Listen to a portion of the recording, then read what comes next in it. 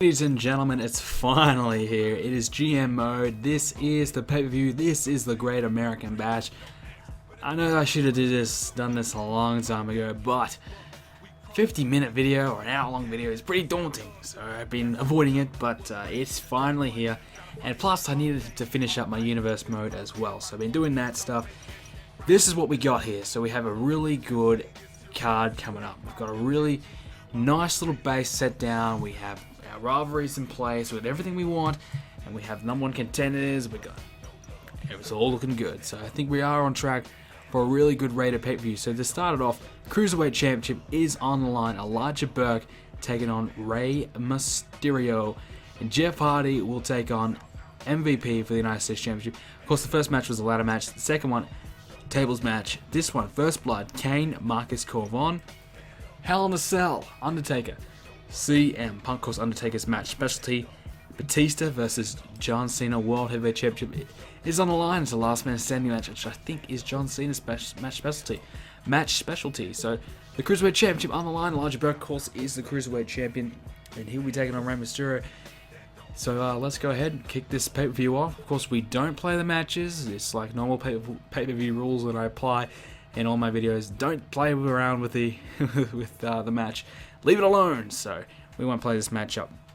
But interesting build-up towards this one. It's a very good build-up, I think. But unfortunately, we had to do a bit of a double take. If you remember going back to our previous pay-per-view where we had Elijah Burke versus Rey Mysterio on that one as well. Now we have them again, this time with Great American Bash. So Judgment Day and now the Great American Bash. This pretty much because of the fact that we don't have many top level cruiserweights on our roster. I think really we should be looking in towards investing in a Ric Flair or a Shawn Michaels or an Edge. A top tier guy that can go in and if they're not in the World Heavyweight Championship scene, step back and go for the Cruiserweight Championship. Because we have plenty of guys who are heavyweights to compete for the US title. So we need to get some cruiserweights and light heavyweights in here so they can compete for this Cruiserweight Championship. Of course, Rey Mysterio, the king of the cruiserweights. He's probably the one perfect guy you want to be your Cruiserweight Champion at the beginning because of the fact that simply he has huge popularity and he's a cruiserweight. And, that's rare. It's rare to have a cruiserweight with huge popularity. Unless they're a light heavyweight. So being a cruiserweight and being very popular, very much so works in our favor. It is pretty much a vital. If you don't have Rey Mysterio on Smackdown, you are pretty much doomed. He is the perfect Smackdown candidate to have, and thank God we have him on our roster because he's pretty much saved us this time around. Plus, what really can you do with Rey Mysterio otherwise? He's just perfect to have in that Cruiserweight Championship role. So the other guy we had sort of competing, sort of perhaps being a number one contender for the Cruiserweight Championship was JTG. So really, we do need a lot more cruiserweights. We have Matt Hardy, and I think we have Jeff Hardy, and I think Matt Hardy's light heavyweight as well. So we have some cruiserweights there, but we're going to use them in the tag team championship. So I don't know. We got a lot of options. We do have guys that we can and do want to use, but they're just tied up elsewhere at the moment. So we need to kind of trade away our Marcus Corvon or somebody like that. Bring in an Edge or Shawn Michaels. That'll also boost our roster up tremendously if we do want to use them for the World Heavyweight Championship scene as well. So lots of options we can apply there. Let me know what you guys want. Which cruiserweight should we bring in? That'll be interesting to see what you guys are thinking. I honestly believe I think Edge. I don't know. I rarely ever have Edge on my roster on this game. Rarely. Not because I don't like Edge. I do like Edge, but I don't know. It just feels as though it just doesn't appeal to me when I have him when I'm picking my roster. There's other guys that I'd rather have, like an Undertaker, a Batista, John Cena, Randy Orton, Shawn Michaels, Triple H, and then you have kind of Edge in the back burner. He's up there, but nah, kind of thing. So I don't know. So Shawn Michaels would be great to have as well. We could bring him in, certainly utilize him well as a cruiserweight, as well as that we can really use him well as a World Heavyweight Championship contender, which we probably do need because we do have the four top guys that we have. wouldn't hurt to bring in a 5th or a 6th guy as well that can just kind of spice things up a little bit. Plus, of course, you have the Battle Royals and the Elimination Chamber matches and 6-man Hell in a Cell matches and things like that you have to worry about. So you kind of do need that 6-man, 5 to 6 guys that you can use, and then you can have a top tier guy like Rey Mysterio and whatever elsewhere. So it's a very important and very vital component of our GMO there. But anyways, Mysterio, former Cruiserweight champion, of course, and him and Elijah Burke have been trading wins back and forth. Elijah Burke, current Cruiserweight champion, and these two guys simply are the top 2 Cruiserweights on our roster. And there really is no one else to compete with him at the moment. This is the ladder match. The only way to win this match, of course, climb the ladder, which Rey Mysterio does have right now. Climb it up and grab the belt. So, interesting match stipulation here. I think it certainly works in a Cruiserweight's favour, of course. And probably more a high-flying type of matchup. So, you probably say Rey Mysterio probably with the advantage here. We're a few minutes in here. It's pretty damn even at the moment with Rey Mysterio stomping away.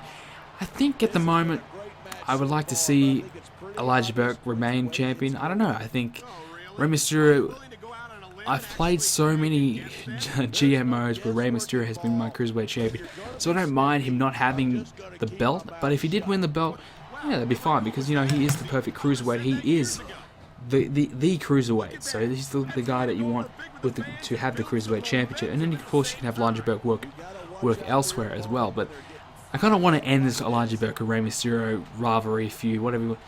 I just want to kind of move these two guys on, bring some fresh faces in, have Elijah go somewhere else, and have Rey Mysterio come somewhere else. I don't know, I think that's something that we probably should need to look into doing, because we've already done it before. We don't want to do it again. We don't want 3 pay-per-views, especially when they're 2 months spanned out. I think the next one is 5 weeks away, SummerSlam, so, 4 or 5 weeks away. So, we probably won't even get these guys. We won't have the Cruiserweight Championship probably defended on our show. I doubt that. We might, I don't know, but I think we'll probably only get 2 matches allocated to us, so interesting to see, but we'll have to wait and see what happens in the near future. But for now, definitely focus on kind of having Elijah Burke and Rey Mysterio go their separate ways after this matchup. Depending on, of course, if Elijah Burke loses the belt, then he does deserve a rematch. So at the moment, it looks as though Rey Mysterio does have Elijah Burke kind of down, but Elijah Burke back up, losing that ladder finally as a weapon. Both guys climbing up. Of course, it takes a long time to grab the belt here, but I think Rey Mysterio, evil intentions. Oh, it suplex off the top of the ladder. That could be it, actually. I think that could be the end of Elijah Burke here. He's stirring, he's trying to get up, but Rey Mysterio not liking the position of the ladder. He says, you know what, it probably will work after all. He climbs back up, and this is a good opportunity for him to grab the belt. Of course, guys, more matches coming up later in the show. If you want to check out which match, a certain matchup, go to the match description, the video description, and you can see the matches that you would like to watch. You can see the World Heavyweight Championship. If that's the only match you're interested in seeing, you can skip ahead and go and watch that one. If you want to see CM Punk versus The Undertaker, you just skip ahead and you can see that one. So if there's any match that you want to particularly watch, go to the video description and go and check it out. As Elijah Burke is climbing up, he might just grab the belt here to retain. So there is, of course, a lot of matches to come. Still 4 matches to come on the show, so make sure you stick around if you can and watch it all, because this will be a really fun show. Looking forward to what happens afterwards. I mean, we've got a whole new rivalries, lots of different things we can do, a lot of different matches and rivalries that we can set up. And that's probably one of the funnest bits, after finishing a successful pay-per-view, coming off and then working on your next rivalry, your next feud. So that's something I'm looking forward to doing. And any ideas, suggestions, you guys are more than welcome to put them down below and give me some suggestions, because I do need them. I do like to listen to your guys' feedback. And many times you guys have been saying, yeah, get this guy, put these 2 guys together as a tag team, put these 2 guys together as a feud, and I go ahead and do it. So your ideas and suggestions do get used very often. I think Rey Mysterio is going to grab the belt. He's so close, Elijah Burke, just trying to get up. He just can't. He's just trying, but I think that's going to be it. I think Rey Mysterio, he's got to climb up and grab the belt here just a little bit more. He's got it. Mysterio's got it. Mysterio is the new Cruiserweight champion. Congratulations to Rey Mysterio. What a victory there for Rey Mysterio. And Elijah Burke, what a letdown. Had an opportunity to come in here, beat Rey Mysterio, finish him off once and for all, and he's lost the championship, unfortunately, to Rey Mysterio. Well, like I said earlier, the perfect Cruiserweight champion. He's won the belt here. He's now the new Cruiserweight champion. That's one of the first title changes on the show. First matchup, and we already have a title change. So big stuff there. And I wonder who's going to go on next. Will we see another title change? Will we see the US title change? Will we see perhaps the World Heavyweight Championship title change? I don't know, but very interesting situation, and I don't know who's going to win, but make sure you stick around. The next matchup is coming up next, and that of course is Jeff Hardy taking on MVP for the United States Championship. Hope you guys enjoyed that first match. I certainly did. Here we go. So this is one of the matches I have been very much so excited for. Jeff Hardy taking on MVP, United States Championship on the line. Now, if you remember, what a build-up we had to this. We had the United States Championship tournament, which was absolutely awesome. I really liked that. I thought that concept really worked. We had 8 guys in the tournament. We had 4 matches to start off with, and we had, I think we went down to 2 and then down to 1. So we had 3 rounds, which was really exciting. We had some great contestants in there. We had Cole Vaughn, we had Kane, Hardy, Chad and JTG, Brendan, I think Sandman, and probably one more in there as well. I don't know, I'm just trying to rattle them off the top of my head, but a really exciting tournament. I think it was a great way to build up towards this matchup. And actually, if we remember, we wanted to use Jeff Hardy in the tag team contest for the tag team championships, which probably would have been featured on this pay-per-view if we had the Hardy Boys available. We didn't actually have them available because Jeff Hardy was tied up in this matchup. So Jeff Hardy has an opportunity to become a United States Champion here if he can beat MVP. And if that has happened, that's going to really derail, well, hinder what we actually had planned in the upcoming weeks with the tag team championship. But nonetheless, we can of course change all that, and we can fix that up later. But I mean, Jeff Hardy probably could beat MVP pretty easily here. I mean, Jeff Hardy's had a huge wave of momentum leading towards this matchup. Good build up, like I said. He had to win this tournament, and he had to beat some good competition to win that tournament as well. And we all thought probably Kane was going to be the favorite, but didn't come out.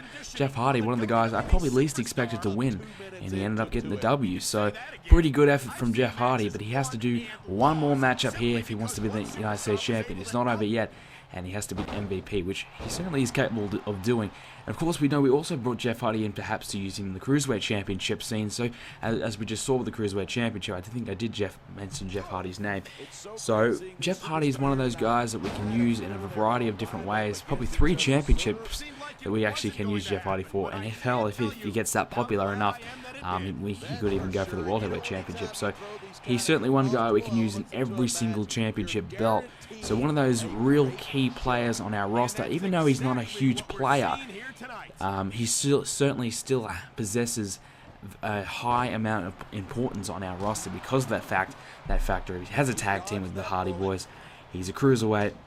He can also go for the US Championship, and if he's good enough, the World Championship. So 4 titles, 4 out of 4. So he really ticks the boxes as an important player and an important person on our roster. So it was a very good pickup that we did get for him. We traded for him. I'm not sure who we traded for. It was a fair while back, but I'm sure one of you guys will remember who we did it for. But very important trade indeed, and a very good pickup for us. But now he has to prove to us all that he really is what he says he is, and that's the charismatic enigma. He's a high flyer. MVP's more of a brawler type. He gets it done.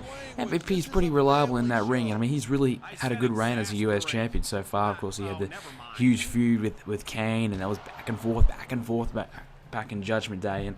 And ever since then, MVP's actually really impressed me, and he has been US champion for quite some time now. He really has been a very good US champion. So hats off to him. He's done pretty well. But one more hindrance towards this US Championship reign for tonight. He has to take on Jeff Hardy, and it looks as though it's a back and forth matchup here. So not too sure, but Jeff Hardy hits that neck breaker. So pretty good stuff here. Now the Great American Bash, probably one of my favorite pay-per-views. Not so favorite, but back in the Smackdown days, it was probably one of those pay-per-views that I always thought was pretty good. I didn't mind it. I mean, I think it was an old WCW pay-per-view which they brought back. So I didn't really mind having that in my show. I don't really mind the Great American Bash pay-per-view. So there's a lot of pay-per-views back in the 2008 in this game that are no longer existing in WWE today. And I thought, me growing up on the 2005 era, that's when I started watching it. The Great American Bash, No Mercy, Vengeance, Backlash, all those type of pay-per-views, Armageddon, Judgment Day. That's what I knew. That's the only pay-per-views I knew. So seeing them no longer around these days kind of makes me a little bit sad, but I guess you kind of got to change it up a bit. You can't have the same pay-per-views every single year. It does get a little bit repetitive. There's no reason why they can't bring it back in the future. I think they have those pay-per-views probably copyrighted, so they can probably bring them back later in the future, which I think would be pretty damn cool. So really good pay-per-view names, I thought. I think the ones they have today, like Hell in a Cell and Money in the Bank, Payback. What they've had some other ones like Breaking Point, Fatal 4-Way. They've had some pretty bad ones lately. Over the Limit, shit like that. I think they should go back to what they used to do, like Armageddon, Backlash, No Mercy. Some really good pay-per-view names there, and you had that pay-per-view feel, that really good pay-per-view name behind it.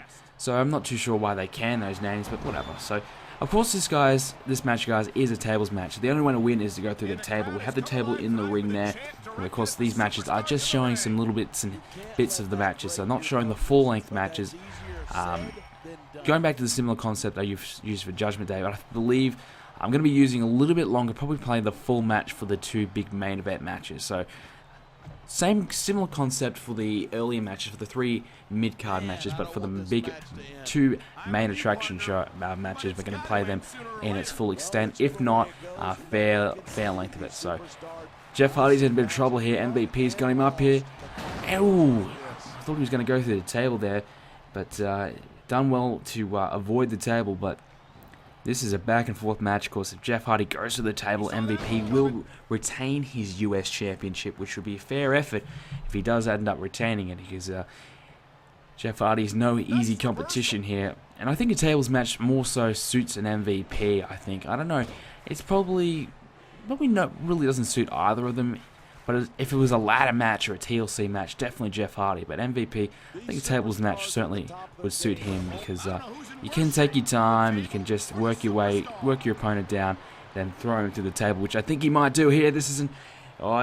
Jeff Hardy is in big trouble. Here we go. Oh, straight through that table. That's it. That is it. MVP has retained the United States Championship. That is all. DDT straight through the table. That's it for Jeff Hardy. Well, straight back down to the tag team division you go, Jeff. You are out of here. MVP retains his US title. So the winner of the United States Championship tournament cannot get the job done. All that work for nothing. But MVP still too good, still too damn good. And Montel Vontavious Porter is still your United States champion, and a good one at that. So a good matchup there, good little quick matchup there, a tables match. And I believe up next is, of course, Kane taking on Marcus Corvon in a grudge match. That will be First Blood, so that will be exciting. Can't wait for that one. That's coming up next, plus much more. Stick around. Hope you guys enjoyed this little matchup. If you did, make sure you leave a like. And as we get on to the next matchup, make sure you guys continue to leave comments and give you a little.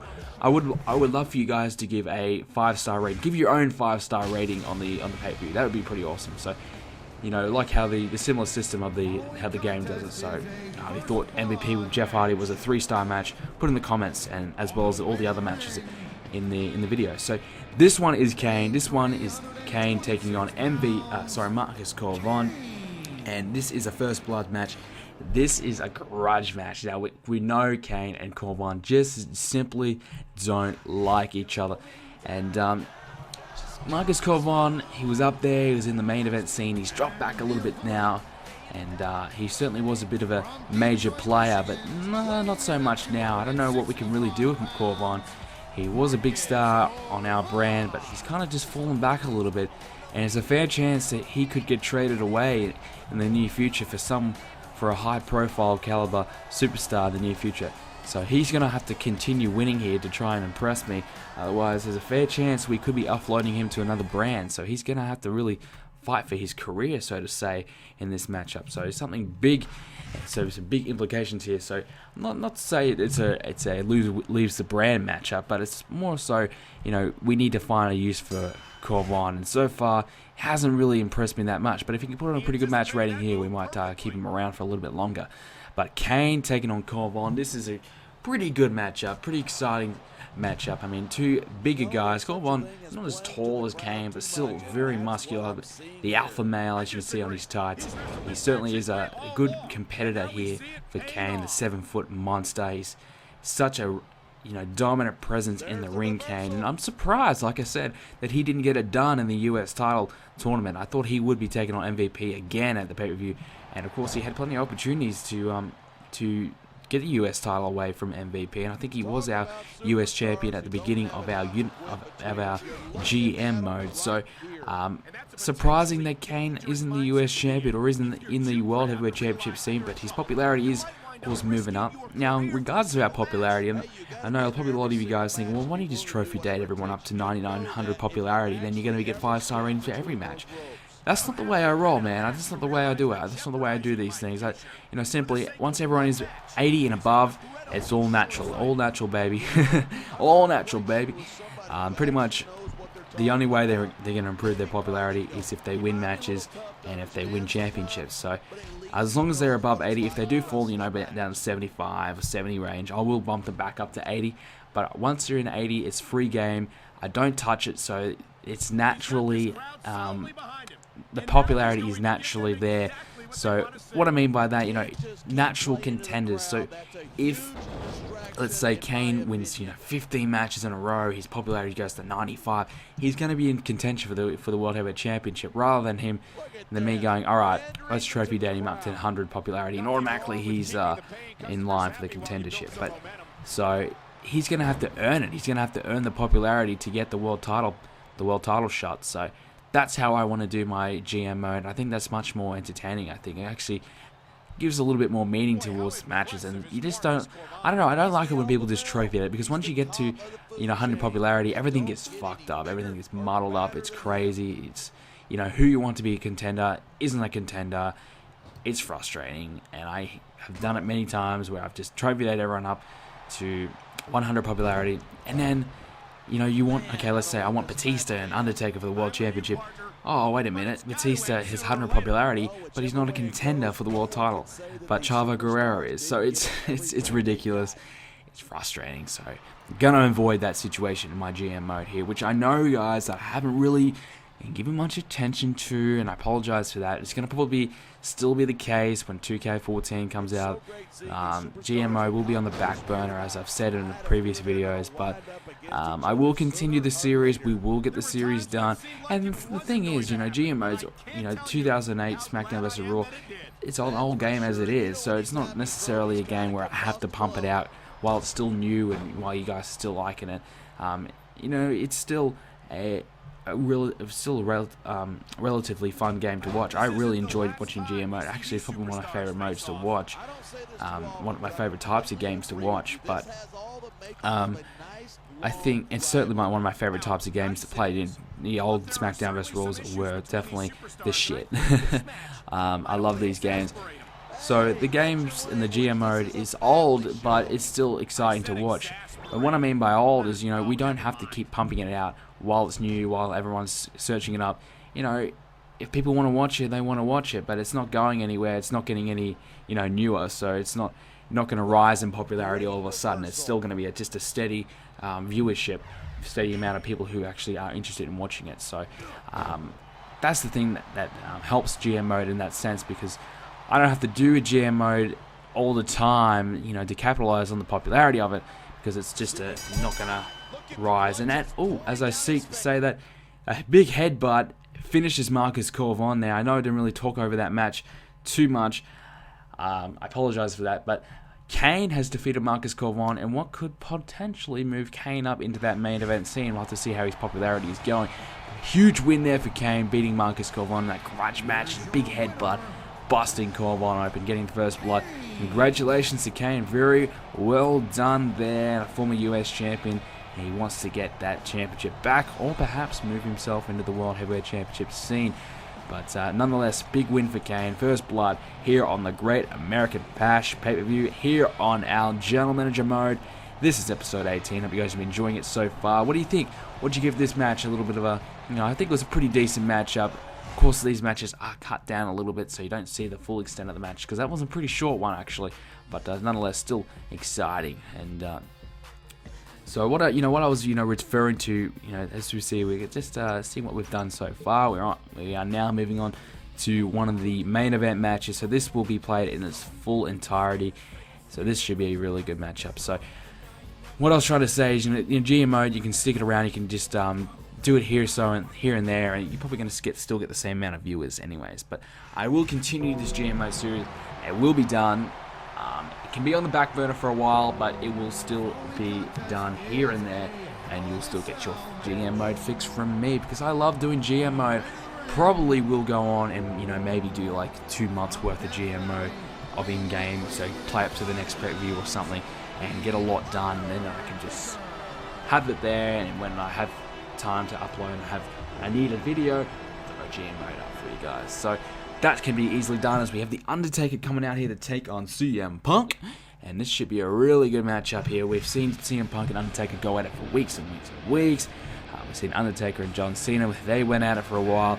Batista and CM Punk, and they've gone at it. All the top guys have gone at it for quite some time.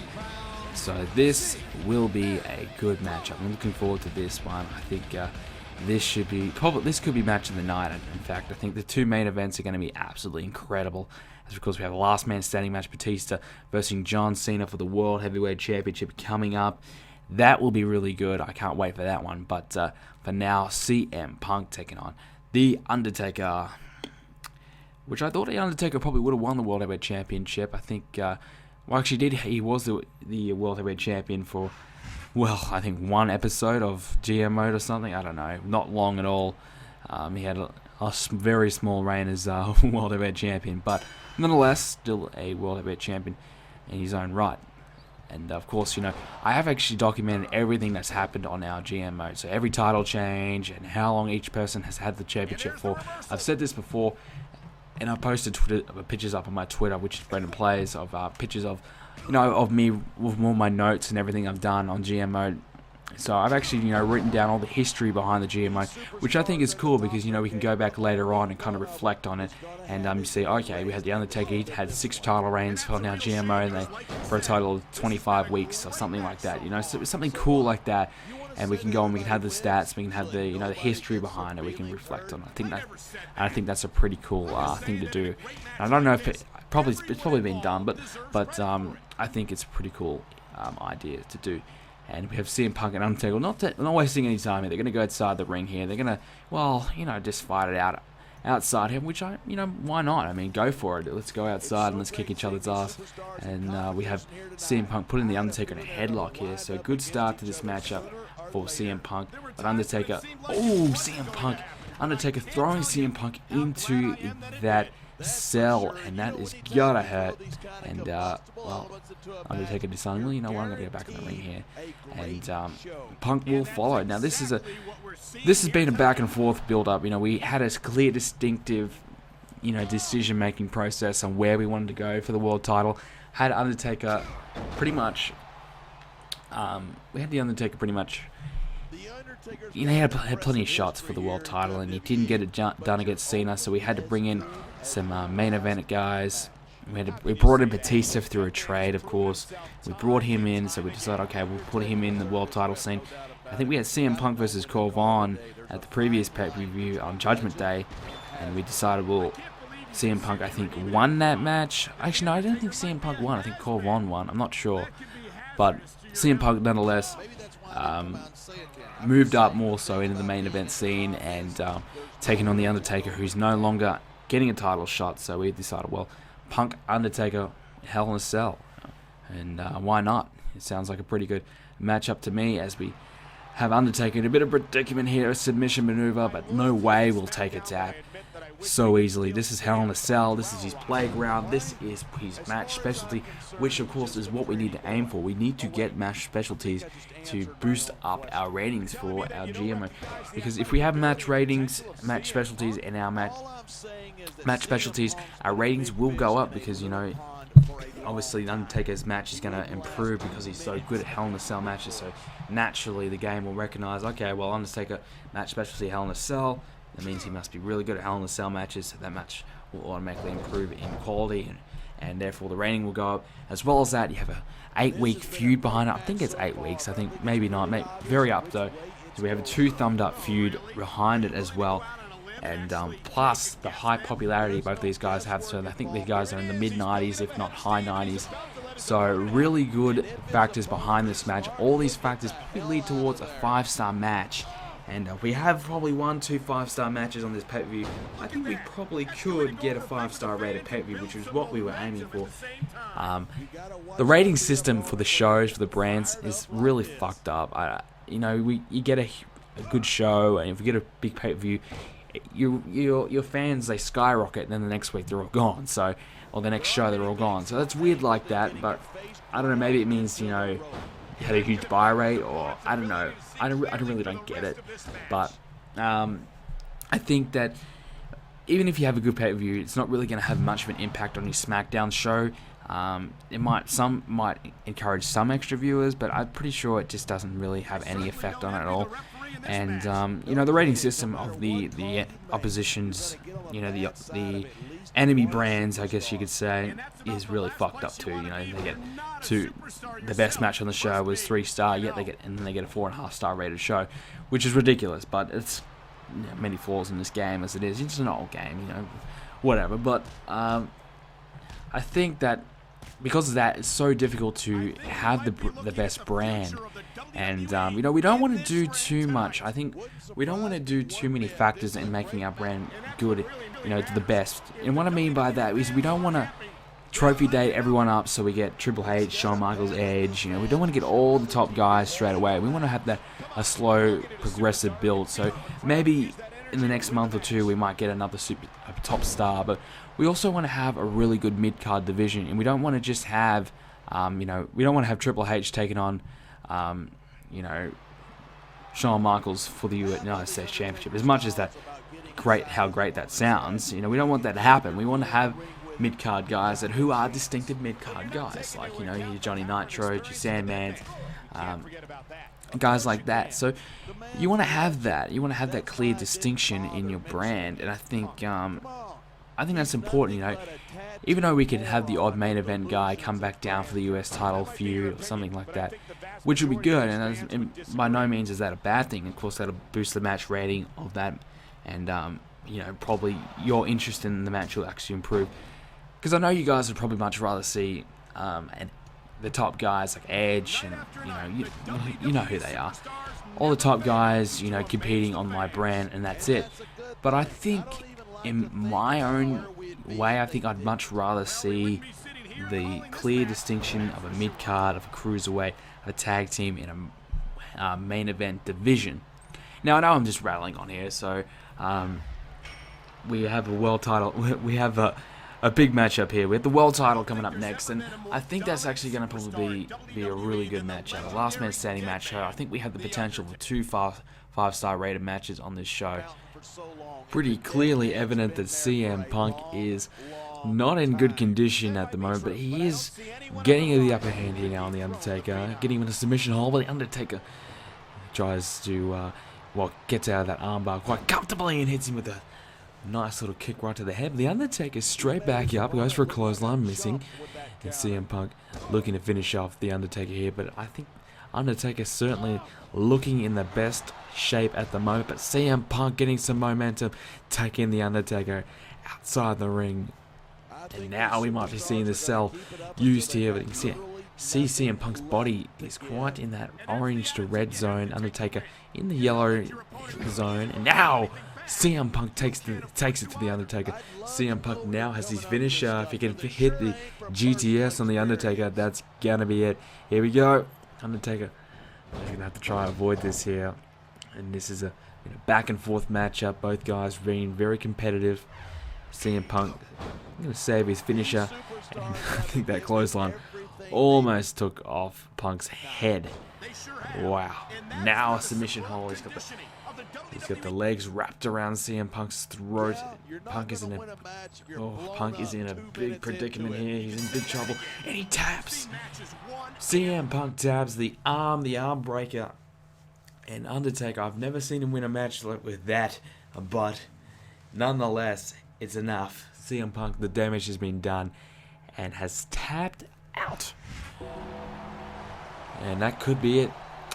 Will The Undertaker earn a shot for the World Heavyweight Championship? I've said this before, that this match could be considered a #1 contenders match for the world title. Well, if it is, then The Undertaker is your new #1 contender for whoever will be the World Heavyweight Champion. And speaking of the World Heavyweight Championship, we're going to find out who will be the World Heavyweight Champion just about, well, coming up in any time now. And Undertaker, big victory for him. Well done, Undertaker. And we will go and check out the final match on our pay-per-view. This is the World Heavyweight Championship matchup. This is Batista versus John Cena. The last man standing match.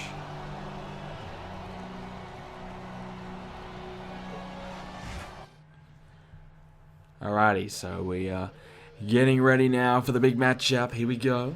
This is I've been excited for this matchup. We've seen these guys in tag team action. We've seen these guys square off, but you haven't seen them one-on-one for a bit. And now, one-on-one for the World Heavyweight Championship, and this is it. Last man standing, Batista, John Cena. Now, Batista, of course, got traded over to our brand. We decided, well, what was best for business was to bring over Batista. We needed an extra big man. We needed a huge star over on our show, and we traded him over. Got him here, and I think we traded him for Snitsky, I believe. So we did the old trophy date trick, and we got him up, got Snitsky up, and we got rid of Snitsky for Batista.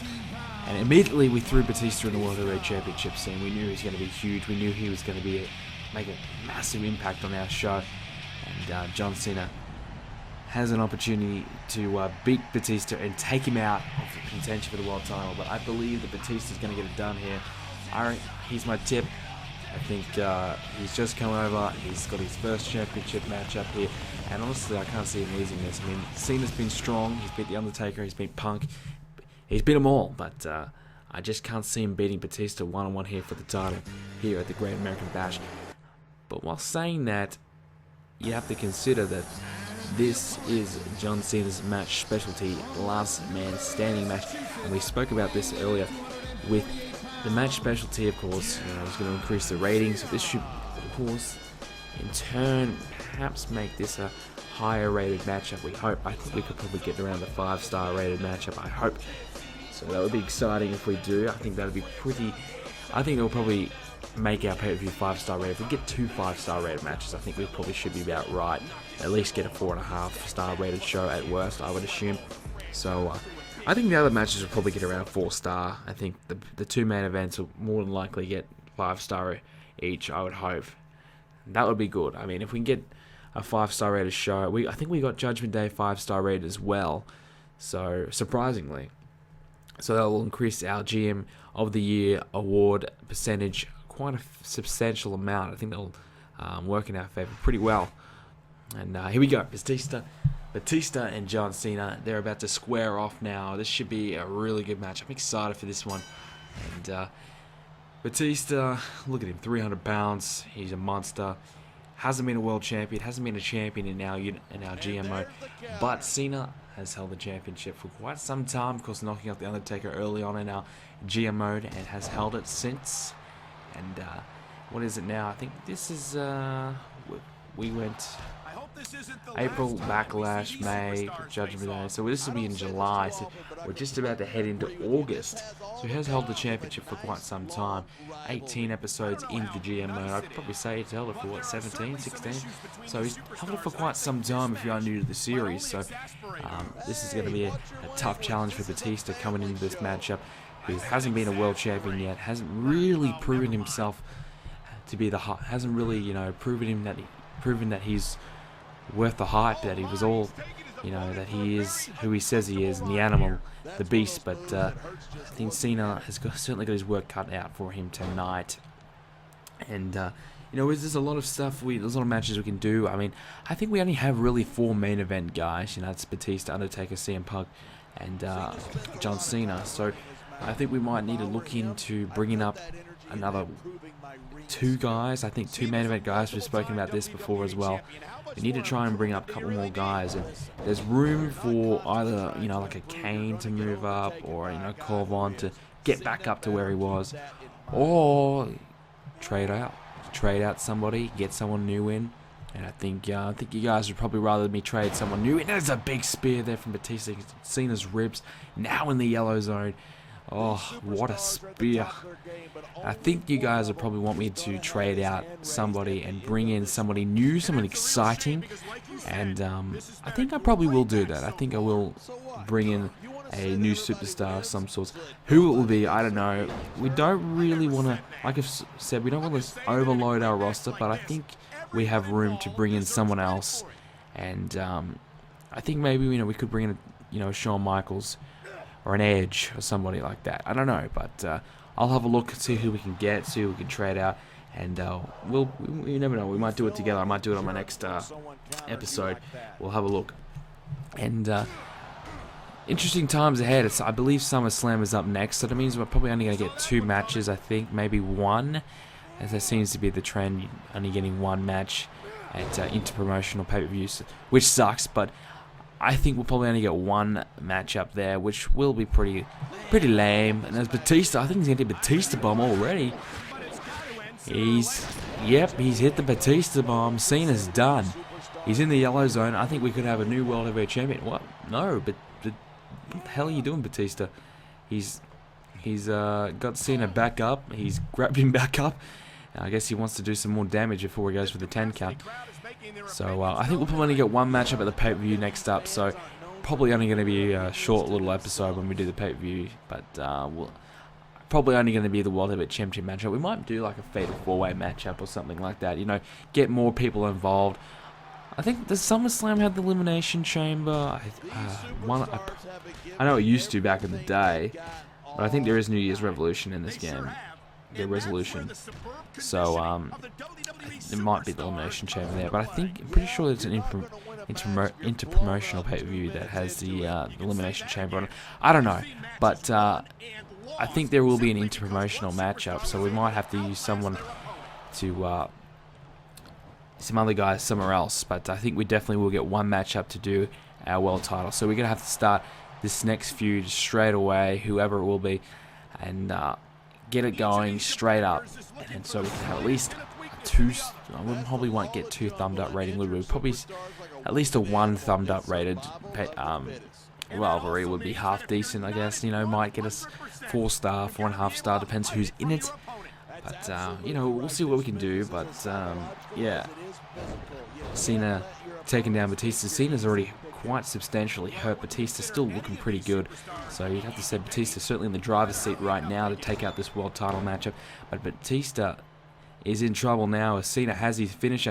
Is he going to go for the SDF? Yes, he's got the SDFU in. But this is a last man standing match. What the hell is Cena doing? Batista can tap all he wants, but it's not going to matter because he has to break a 10 count, not submit. And Cena follows up with a clothesline. Is he going to wait around for the count? Nope. He's going to continue the attack, which I think is a good strategy. Keep the attack on. Batista's not really that much hurt. I think Batista probably could have kept Cena down after that Batista bomb, and he might have got the 10 count maybe. But probably a bit of a mistake that he's done here. Could cost him. But Cena going to continue the assault. And I think Batista's going to go for a ride. Up and down, up and down. Nope. Big clothesline. Nice reversal there from Batista, the animal. He knows, good ring presence, he knows he can get out of that and take down Cena. And he's not going to go for a ride for too long. He doesn't really like rides. He's not a big fan of them.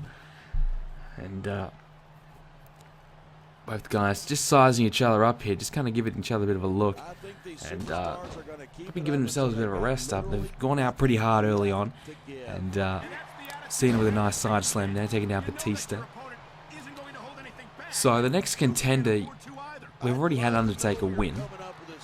So do we bring Undertaker in again and have him feud for the world title?